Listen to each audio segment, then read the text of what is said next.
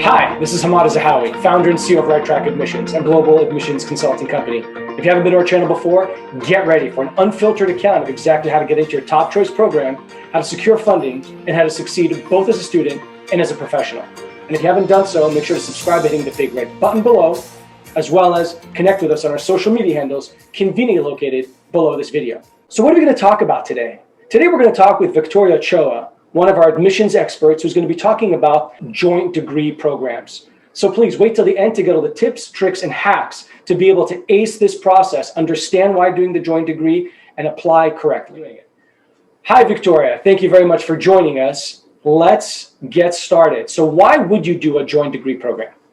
There are many reasons to get a joint degree, and I think these programs make a lot of sense for people wanting to have an interdisciplinary career, or in instances where one degree does not offer the precise courses, skill building opportunities, or network that you would need to dive into a niche area of a field. For me, I decided to do my policy degree after my first year of my law degree because I wanted more exposure to political organizing, advocacy, and a greater political network at the Harvard Kennedy School.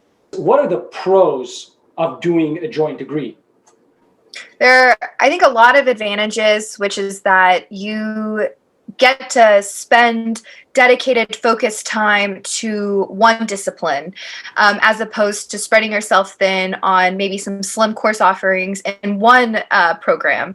You get to meet a lot more people. If your programs are geographically far from each other, you get to experience an entirely new city and the network that comes from that.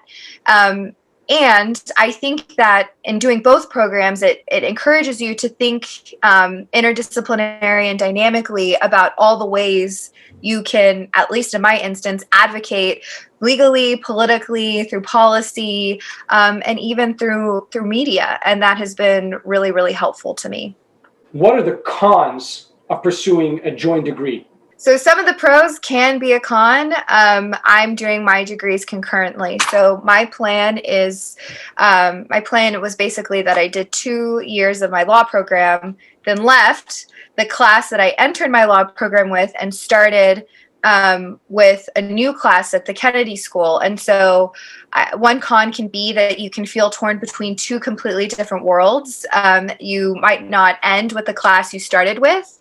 And logistically, again, if your programs are geographically distant from each other, it can be a little tricky to find those short-term leases or to move from one city to another. What are different funding opportunities for a joint degree? I think there are various funding opportunities, graduate fellowship opportunities like Soros that a lot of people use to help fund their graduate studies that you could use here. Institutions like the Harvard Kennedy School, where I go, they have a fellowship specifically for joint degree students, and there are a number of other fellowships that you can be eligible for regardless of whether you're doing a joint degree student. But cost is significant, and I don't want to downplay that, and just encourage everyone to think long and hard about whether they'll really be gaining skills they couldn't get in the program they're already in or really thinking about already. What are some application considerations to be thinking about when applying to a joint degree? If you're like me and you apply to another graduate program while you're already in one, I think, it's important to think about the time that this is going to take. I was in my 2L fall, which is a really, really busy time.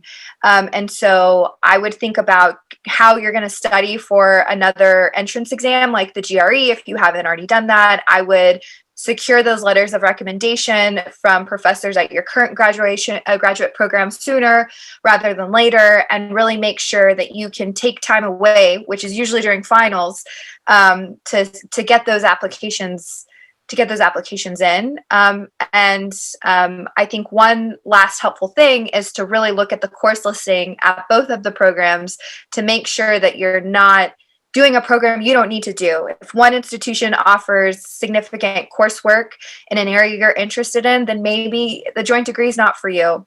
And I guess one last thing I would encourage you to do is to make sure you can do a program that allows you to do it concurrently. So I am doing 2 degrees at 2 different institutions, but because of an agreement that they have, I can use credits from one degree toward the other, which allows me to cut out a year. So instead of doing 2 degrees in 5 years, I'm doing it 4, which saves me a year of time and tuition. Now, Victoria, what's your call to action?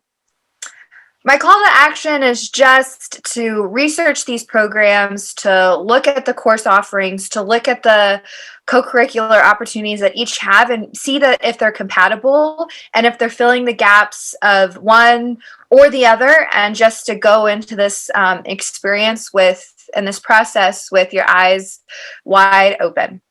Fantastic. Thank you so much for your time, Victoria, and thank you for joining us today. If you have any questions for us, please post them below. We'll do our best to give you more resources. Subscribe by hitting the big red button below, and please stay sane, stay safe, and stay connected.